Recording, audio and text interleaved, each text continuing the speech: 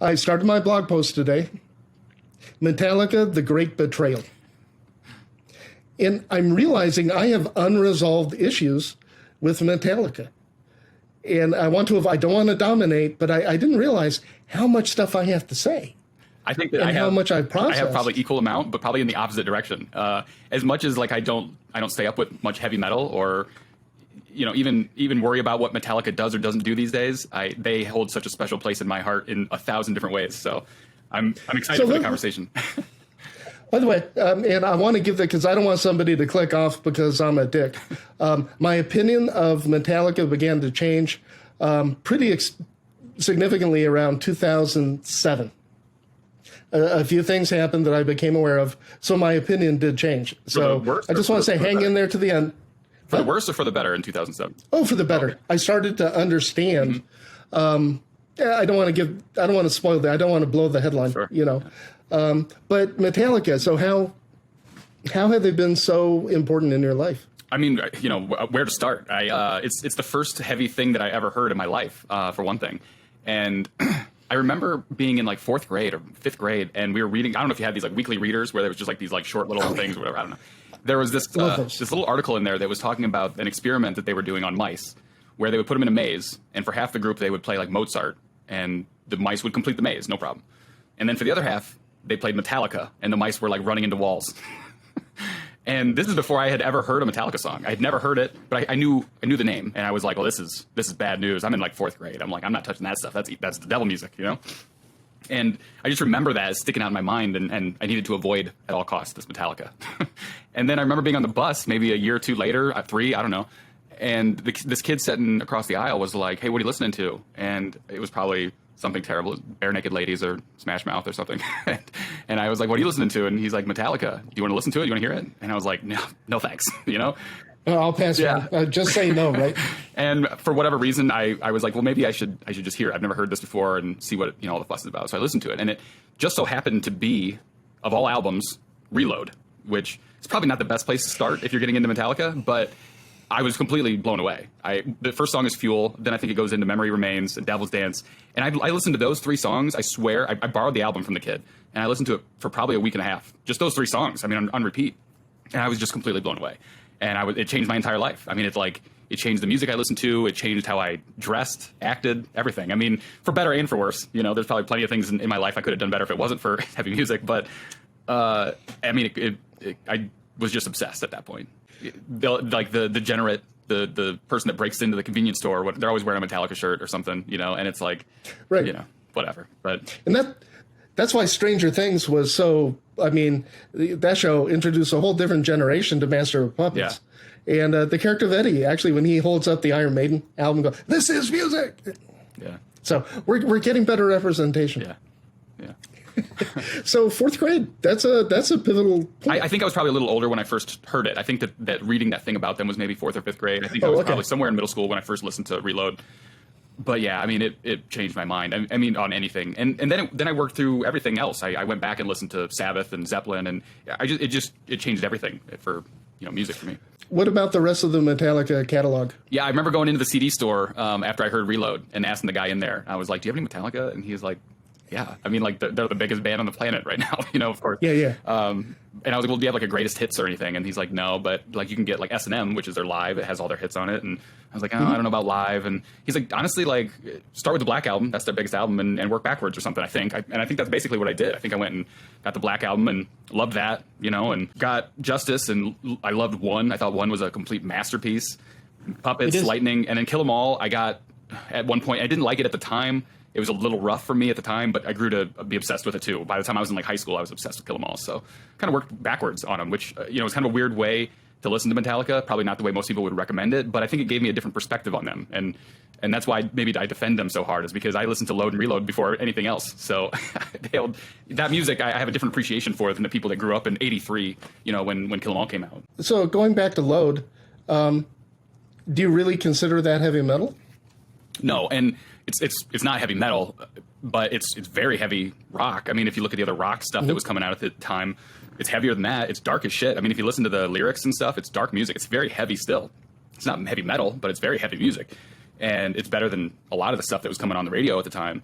I think that, and I wasn't really privy to what their marketing was at that time or anything, but if they would have approached it differently and been like, hey, listen, we have a concept album coming out. It's a double album, and it's like, what if metal went blues? What if metal went, blues rock or something like that? That's what we're doing here. And I think people maybe would have been a little bit more open to it, but instead they were just coming off of the biggest album ever with the Black Album, and then they come out with short hair, a new logo. There's blood and makeup. Don't forget the makeup. They had makeup on. Yeah, they got like pierced eyebrows and rings on their fingers. I mean, just a weird thing. And maybe it just wasn't, conveyed to the fandom quite right. I don't know. But if it would have been presented as like a concept album, we're doing this double album, metal goes blues rock or metal goes rock or whatever, maybe they would have had a standing chance. But it shocked so many people. The whole thing, they, cutting their hair and everything just threw people off. And metalheads are not very accepting of change. And it was probably just not the best handled PR situation. And yet Memory Remains is still, you're still going to hear that get airplay. It was a pretty big song. And if I remember, that album did quite well. I love it. Yeah. I think arguably it's like their most creative time. I think they were at the top of their game at that point. They were super artistic in so many ways.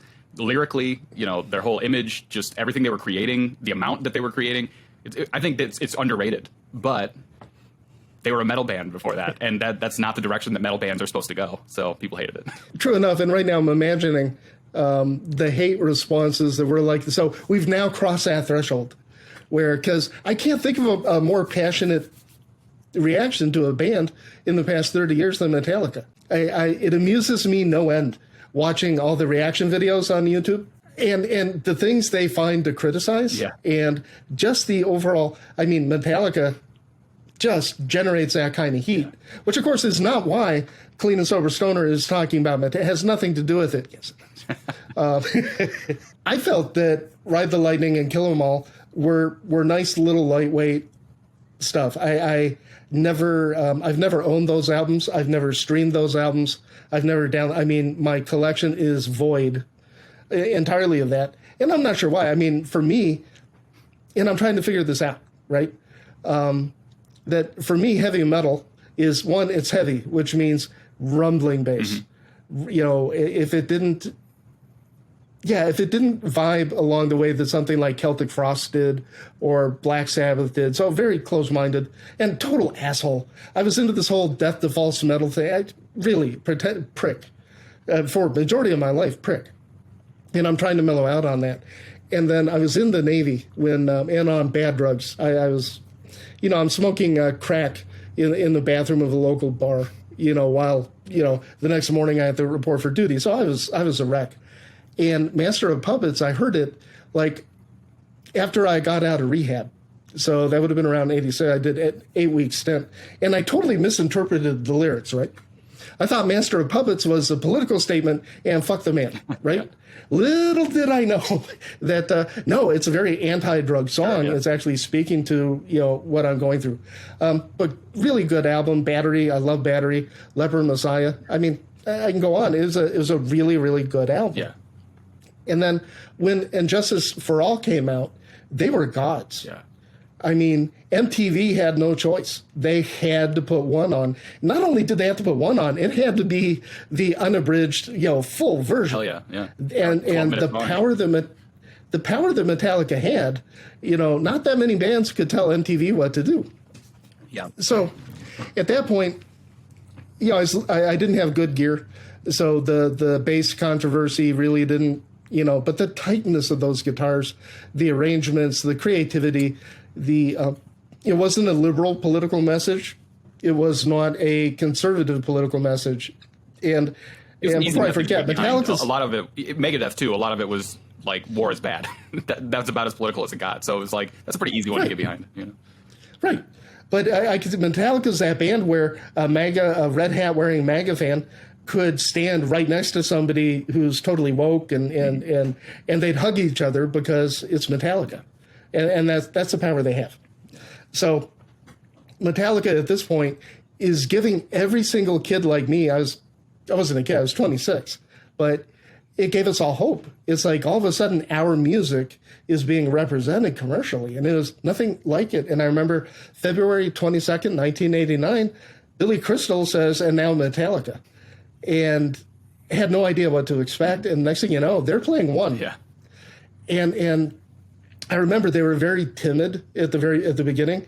James is kind of unsure, and his vocals are a little weak, and Kirk, his guitar playing has been better. The only one that nailed it from the gate was Lars, and I want to talk about Lars. Yeah, he's my favorite member. I love Lars. Okay, let the hate commence.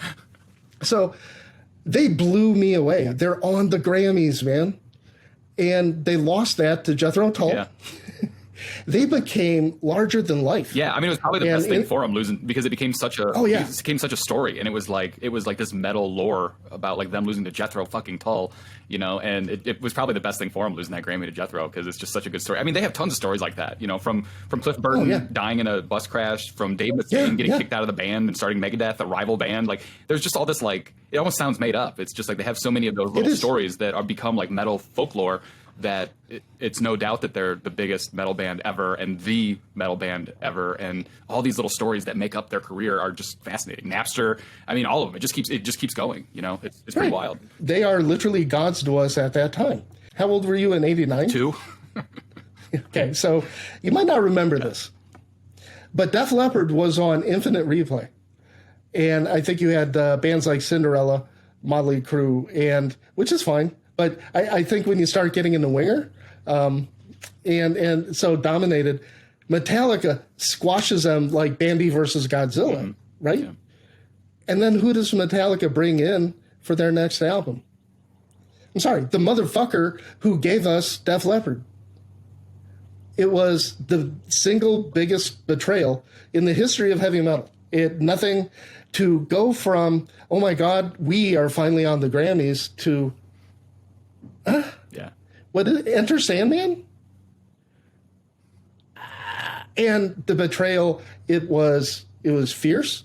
The backlash was immediate. And basically Metallica told every single fan who followed them from the beginning, who, you know, found bootleg copies of Metal Massacre from 1983. I mean, the betrayal was unforgivable and unforgettable. Yeah. That they bring in Bob Rock, of all flipping people. Yeah, I can see that. I mean, of all the comments that I hear about Metallica selling out and load and reload, you know, their haircuts, that kind of bullshit, like that to me is the bigger thing. Is bringing Bob Rock in for the Black Album is a way bigger deal than any of that other shit that happened afterwards. You know, like if you're gonna be mad about something, that's the one, I think. Yeah, it's the one thing, and I think they turned their back on everything that brought them to the dance, and it was the right decision. And I've changed my mind on a lot of things, because Metallica doing that and coming out with that monster, what is it, 30 million? It's like, it's got Michael Jackson Thriller numbers, right? Sure. Amazing. It's got Dark Side of the Moon numbers. Single-handedly paved the way for every single band at the time. And beyond generous, who are they taking on tour, right? Caius, Faith No More, I think Alice in Chains. I mean, but the hatred... The hatred remained, and it took me a long time to reconcile and to understand. Not only was it the right thing for them to do, it was the best thing in the world for metal. Yeah, it's hard, especially at that time. There was no social media or anything like that, and they were more like closed off band. It's hard to know their true motivations behind some of that, because maybe in their head they were going like, we didn't do a very good job of mixing Justice for All. Maybe we should bring in a professional for the next one, and you know, maybe we should get Bob Rock to come in and polish this thing up. Maybe if we get a huge album and mainstream success, it paves the way for metal. Maybe this is a good thing for everybody. Or maybe they did sell out and maybe everyone was right. I don't know. I'm not them. But it would be nice to know their motivations before everyone jumps down their throat about every single thing that they do. I think it's a combination of both. And this is why Lars is my favorite Metallica member. Again, he single-handedly, and boy, I'm going to get hate. By the way, you can email me at cleanandsoberstoner at gmail.com. Bring it on. Lars single-handedly saved the music industry. Yeah, I agree. I actually love Lars. I mean, as much hate as he gets, arguably more than Metallica, which gets a lot. I love him. And I love Hetfield. He's my dude. He formed a lot of my personality in my formative years. But you got to hand it to Lars. I mean, he's smart. He doesn't take any shit from people. You know, he made Metallica what they are, and he made arguably a lot of metal what it is by his decisions. And man, the Napster thing too. It's just, to me, it's ridiculous in hindsight, especially. at the time, I was downloading shit from Napster all the time. I was a kid in high school. And it was frustrating, but I didn't really understand it. I mean, it was easy to say, well, like, these rich guys want to shut down Napster because they want to get more rich. But, like, that's clearly not the case. They saw the writing on the wall. They saw what was coming. And they have employees that were losing more money than they were by this whole thing, you know? And now, look at all the bands, especially in this scene, that complain about Spotify only paying them 0.003 cents or whatever per stream. Well, without Lars, you wouldn't even be getting that. You'd be getting zero, you know? Everyone would just be stealing it from you. And people like to make that argument about, like, well, Metallica got big because they were giving their music away on cassettes, and that's how mixtapes worked, and that's how the cassette trade worked, and this is bullshit. Well, Lars said from that time on, too, we give our shit away all the time, but I want to do it. Not you. It's not up to you. It's up to me. And that's a valid argument for any band, big or small. You know, I want control over what I give away. Well, I think there's a world of difference between doing compilation tapes to build momentum and downloading an entire catalog of all the bands that were emerging at the time. The other reason I love Lars is he's just Lars. He is a spoiled, rich kid, right? I believe from Denmark, the son of a famous, wealthy tennis player. He was groomed. It's a bad word. Can we say groomed anymore? I think you need to put some context around that, but yeah. He was trained to be a world-class tennis player, and he chucked it all for metal up your ass. And brilliantly. I would love to see his notebook from when he was 16 and going, we're going to do this, we're going to do this, we're going to be the biggest band in the world. He puts out an ad, he meets James Hetfield, and he did it. He's a visionary. I mean, he like is the historian of Metallica too, from what I've read. Like, he keeps things. He keeps all the memorabilia and all this stuff.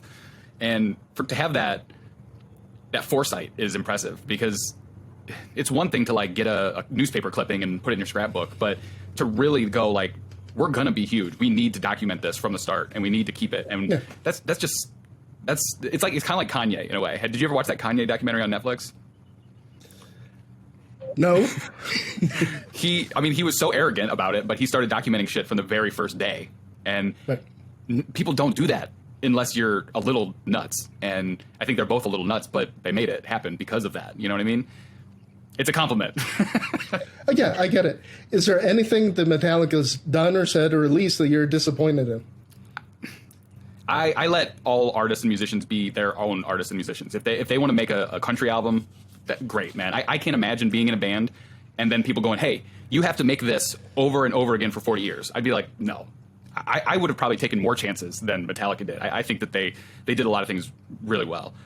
It was stuff like releasing a Metallica Monopoly game. Like, I just kind of roll my eyes at that. I think it's lame. You know, it's not what I would do if I was in a metal band. But no, I don't really have anything bad to say about them. You know, like I didn't know they had a Metallica Monopoly game. Of course they do. Yeah. Gene Simmons and his influence never ends. Yep. Now, before you think I'm all warm and fuzzy, I cannot listen to the music. There's nothing about what they do that appeals to me whatsoever. Any of it? From Kill 'Em All till Hardwired, not a thing? I think until we decided to do this project, I have not voluntarily listened to Metallica since, I'll take a guess, 1997. It's completely wrote them off because, well, one, I can't get away from it. Yeah. They became REO Speedwagon in a lot of ways. Ooh, let the hate come in. What I mean by that is they had 3 or 4, you had Load, Reload, the Black Album, that were getting constant airplay for a decade, man. Yeah. I lived just north of the Bay Area. If you turn on a classic rock station, you're going to get Metallica. It's going to be the Black Album. If you turn on a new rock station, it's going to be Load and Reload. Turn on the TV, you're going to see the videos. And if I hear, give me fuel, give me fire, yeah. Why would I listen to that when I can listen to Truck Fighters?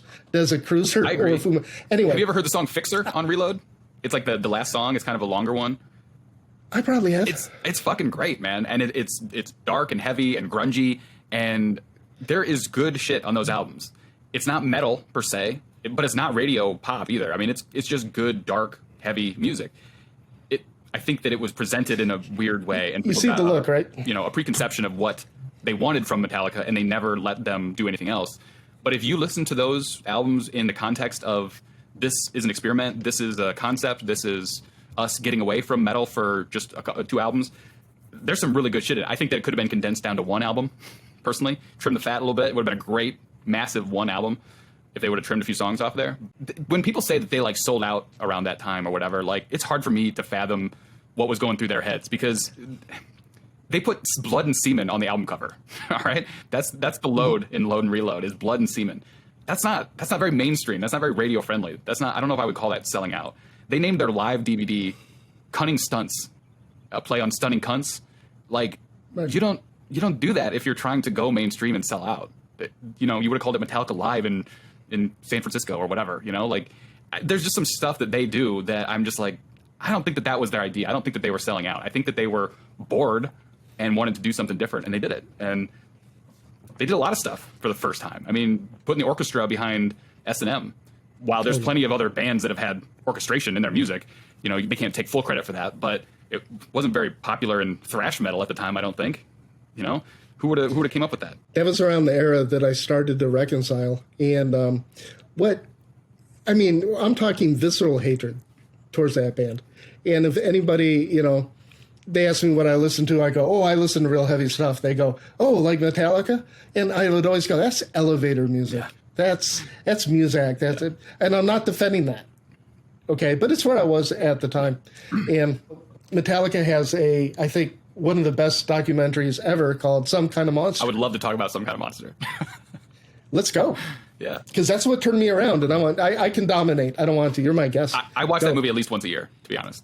Oh, yeah. What's your favorite part? My friends and I still quote it to this day, constantly. Yeah. God, there's so many good like one-liners. When Lars is like screaming in Hetfield's face, fuck. I just love it. Yeah, he's just going off. When Kirk's like, guys, can't we just get along? And he slaps his head, and then Hetfield storms out. Or when Hetfield's like criticizing Lars's drumming, and he's just like, it's kind of stock. It's kind of stock. I think it sounds fucking stock. Like, it's just so good. And like, you know, so many people watched that and they were like, this is pathetic. Like, this heavy band has a therapist and they're whining and this is bullshit. I never thought that about it. I was just like, I love every second of this. It fascinates me. Everything about that movie from start to finish is absolutely brilliant. Yeah. And Lars, the thing that people hate the most, and Hetfield didn't want it in the movie, when he's selling his art collection and he's emotionally involved in that, I went, oh my God, these are real human beings. Mm-hmm. They're not posers. They're the same guys on stage that are off stage, and you see where the anger comes from. And James Hetfield setting the boundary. They can only work from this time to this time, and they're not allowed in the studio after he's gone is a bit of a bitch. That's another great line. Lars is like, I'm in a fucking rock and roll band. I don't want fucking rules. I know. I thought it was mind blowing, and then Phil, he gives them notes of what to do. Like, by the way, anybody watching is a therapist. That is crossing a boundary. I don't care what his role is, but it's still perfect. Yeah, and I hope if he had to do it all over again, I hope he does it. Yeah. Some Kind of Monster is, that's one. It would be fun to do like a commentary. Oh, God, like mystery science so much. Yeah. Absolutely. Like I said, we still quote that movie. I still watch it once a year. I just love it so much. It's so much fun. I mean, we just get to the point where we hang out and drink some beers and watch that movie together and just laugh. It's so much fun. But again, like Saint Anger, the album, I understand the hate on it. I remember buying that album. I got my license when that came out, and the first place I drove by my own was to the record store to buy Saint Anger. And I remember putting it in and listening to it on the way back home and being like, ooh, what the fuck is this, But it's the context that matters in that album. And no one puts context around Metallica music because everyone wants Master Puppets again. That's it. They are unwilling to put context around an album. I'm reading a book right now by, I think his name's Stephen Hayden, and it's about like classic rock and what happened to like the mythos of like classic rock and those rock stars and sex, drugs, and rock and roll. What happened to all that stuff and where to go and all that kind of stuff. And he was talking about context around some of good bands' lesser albums, and he brings up like the Rolling Stones, David Bowie, Neil Young, some of those people that had like some weird periods. And what he talks about is like once you've already gone through all their good stuff and all the stuff that everyone praises in reviews, you're still starved for new music by that band. So you go back to those old shitty albums and you listen to them until you find something to like about them. And finding context was really important to him around like the Rolling Stones. I think it was Black and Blue, and he was like they were exhausted. Keith was addicted to drugs and their drummer died and all these things were going on in the band. So they were just in there trying to just churn something out. And listening to a really subpar album by a good band kind of puts their good albums into perspective about how genius they really are, but also gives you this like reality check about the band, kind of this insight to the band. And there's not a better case of that than Saint Anger, because not only did you get the album with that context, you got to literally see it happen. They made a documentary about it. Right. And if you put that in context and you watch the movie and listen to the album and you go, well, this is the first album they really let Kirk write lyrics. And you can tell because the lyrics are rough in parts. And they didn't want to make solos because they thought it dated their music somehow. They changed the drum sound and it sounds like garbage, literally garbage cans. But I remember Bob Rock saying in that documentary, like, the idea is this is a band getting together for the first time in a garage and hammering it out, except for this time the band is Metallica.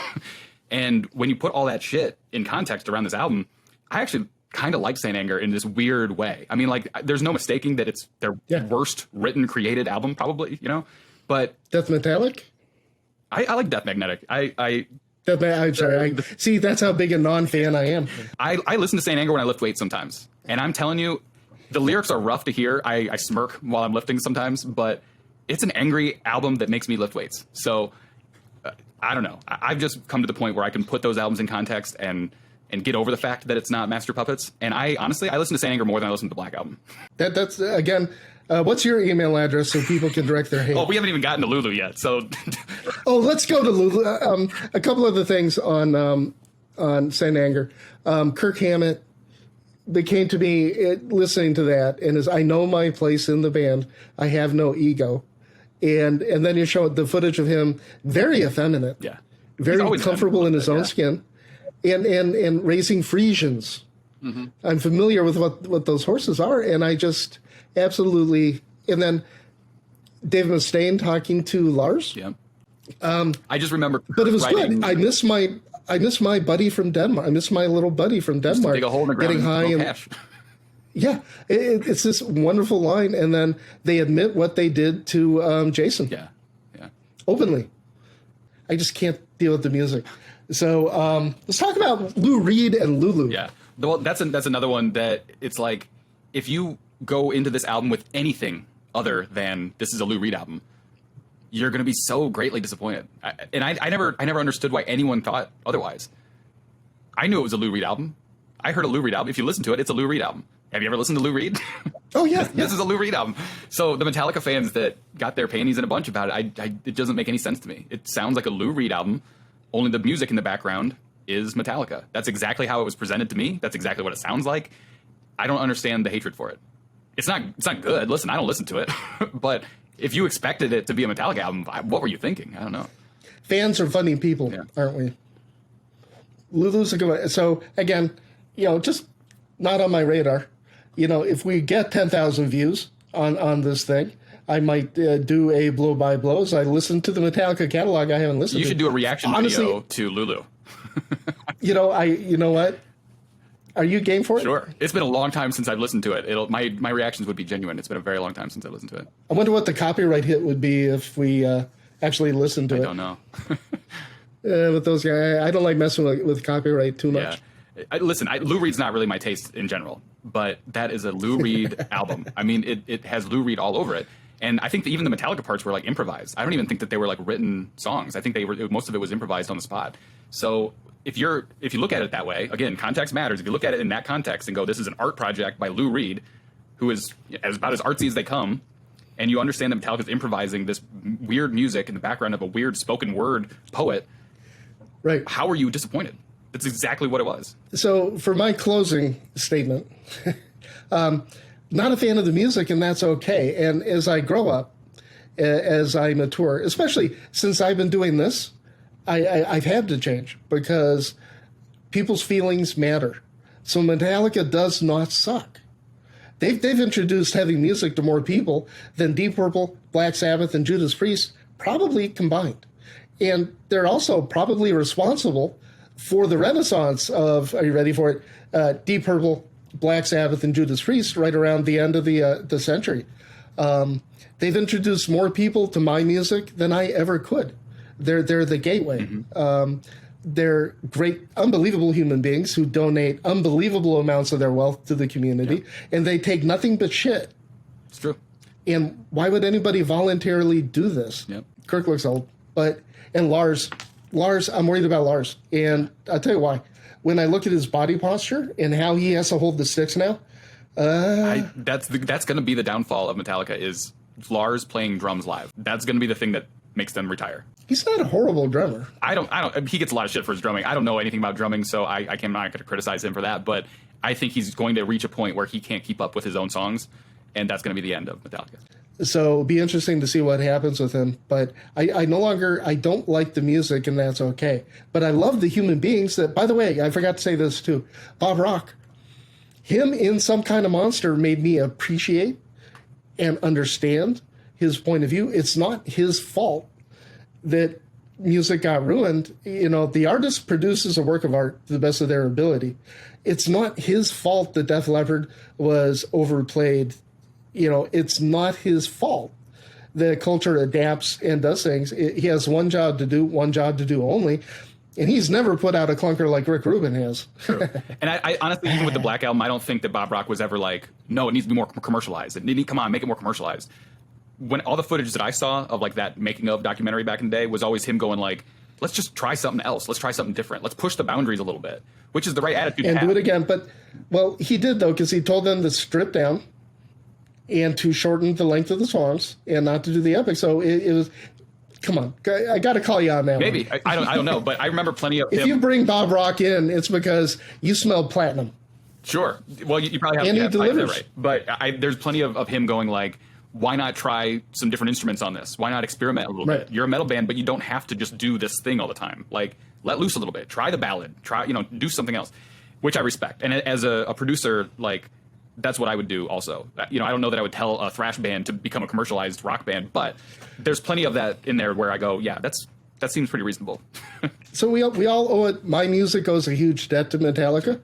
If it wasn't for them, would we even have an underground scene right now? I could argue probably not. Yeah. I mean, I don't know if I would ever have found my way to Led Zeppelin and Black Sabbath and that kind of stuff without them, maybe. But they were definitely the biggest influence on everything in my life, musically and otherwise. So I don't think I've generated enough heat. I think there's one other band that has the potential to eclipse Metallica in their influence to introduce people to Rush, to Led Zeppelin, and the music of the 70s. Are you going to say Ghost? All hail Greta Van Fleet. I don't know. I think that they were best when they made that first EP. I haven't heard much. I love that EP. The EP's great. I haven't heard much after that I enjoyed too much. But the first EP was really good. I enjoy them. I admire them. I respect them. I just don't want to watch their videos. They're so cringe. Yeah, they are cringy for sure. I don't want to read about them in the thought they put in it. No, just enjoy it. Yeah. I love Greta. I listen to a regressive genre in a lot of ways. Uh-huh. Why do we hate people who sell out and make money? Well, there's plenty of bands that I wish were still around, and Pantera being one of them, Led Zeppelin being one of them. So when these bands come around and people hate on them for sounding too much like something else, I go, great, that's awesome. We need a Led Zeppelin 2.0. Zeppelin's not playing any music anytime soon. Go for it. No, I absolutely agree. I wish metal in general would chill out, support our bands, and when they make money, yay. The one thing that Metallica's gotten criticism about over the years, and I could go either way on this, is the bands that they tour with, maybe even more recently. Caius was a cool touch back in the day, but more recently, they don't take heavy, like thrash bands. They don't take like heavy metal bands out with them very often. A lot of times they're more mainstream. Five Finger Death Punch, for example, is on their next tour. And it's like, there's so many good like thrash heavy metal bands that could have used that leg up with Metallica. Why Five Finger Death Punch, And they've gotten criticism about that over the years a few times I've heard. And I think I might agree with it. Five Finger Death Punch is metal. Okay, they're metal adjacent. There's something. I would agree with you if that's true, and I'll have to do some clean and sober stoner research on the topic. Who are they? Because I don't know. I don't pay attention. I'm not going to go see them. It's just like the first time I saw them, I think they had Down open for them, which was awesome. I loved it. I got to see Down open for Metallica. It's crazy. I think there's a lot of like thrash bands or heavy metal bands that were like, I don't know, it would have been cool for you to take this band out because it would have opened them up to a lot more people. And they're kind of in that same, they were clearly influenced by you. They could have used that recognition. I don't know. I don't put the tours together. I'm probably the wrong person to say anything about it, but. No. How about we get James on the phone, get him on to Slightly Fuzzed. Yeah. That would be the dream. I mean, I'm such a Hetfield fan, dude. That would be the dream. Well, we talk glowingly about the about the individual. So I don't know if more than a dozen people watch this, which I have to stop joking. I know I'm getting more than a dozen views. I just think that phrase is funny. Really appreciate your time. Well, thanks for having me on, man. I know that. I don't know what happened to the last one that we did, but if there's one thing that I enjoy talking about as much as Slightly Fuzzed, it's Metallica. So this was fun. We'll have to do it again. So what is coming up next on Slightly Fuzzed? And give people an overview. I'm a huge fan of your site. Pitch it. Sure. I think I said this last time, but I'm so bad at promoting my own stuff because I usually just let the people in the Fuzz Club promote theirs. So I got to think about it for a second. But check out Slightly Fuzzed on Instagram, first of all. That's kind of the hub. That's where to start. Okay. That's where all the funny stuff is. That's where all the fun, goofy nonsense lives, is Instagram. And that's where you're going to find out about all the podcasts, all the little clips and videos. The Real or Fuzzed is a fun segment we do with some goofy album covers and whatnot. It's a lot of fun. From there, go to the YouTube. That's where all that stuff lives also. You're going to get all the podcasts. There's a few different kinds of podcasts that we do. I used to do kind of a one-on-one interview podcast with some great guests that I'm honored to have on. We do the Fuzz Club, where we have a group of musicians, journalists, record label people, record store owners, just kind of a rotating cast of people. And we pick an album, we talk about it for an hour every other week. And it's great. We have a super cool group of people. So that's on there. That's on the YouTube channel. I just got some new shirts in. If anyone's interested in some Slightly Fuzzed shirts, I just got them in today, and they're awesome. There's a dude that goes by Pretty Shitty Ink. He's a designer, and he made the design for me. So shout out to him. It's a cool design. It's a great shirt. I got plenty. So that's a good way to support Slightly Fuzzed. If you want it to keep going, as I do, grab a hat, grab a shirt, grab a sticker, grab anything, or just subscribe to any of those things. That always helps. So that's it. Well, you're definitely a total blast to talk to. I'm glad we did this time. You've been a good part. You've been really good for this channel as well. So I appreciate that. So any final thoughts? Take it easy on Metallica, guys. They're old and they're trying. So be nice. Be honest. But my thing would be, I think we all need to chill out a little bit. Yeah. And our idols, they're only human. And I think Metallica is the most human of all. I keep saying it, but I don't like the music. It doesn't mean that I have to hate them. Yeah. I have a feeling you're not going to like the newest one that comes out in a matter of hours. If you don't like Metallica, you're probably going to hate the new one. But I've tried. You never know. I have some friends that'll be like, oh, Master Puppet sucks and Black Album sucks. And then they'll be like, oh, there's this song on St. Anger that's great. And I'm just like, what? So you never know. Maybe you'll love it. Maybe in a few hours, you're going to be a newly converted Metallica fan of 72 seasons. Do you know where the name of the title comes from?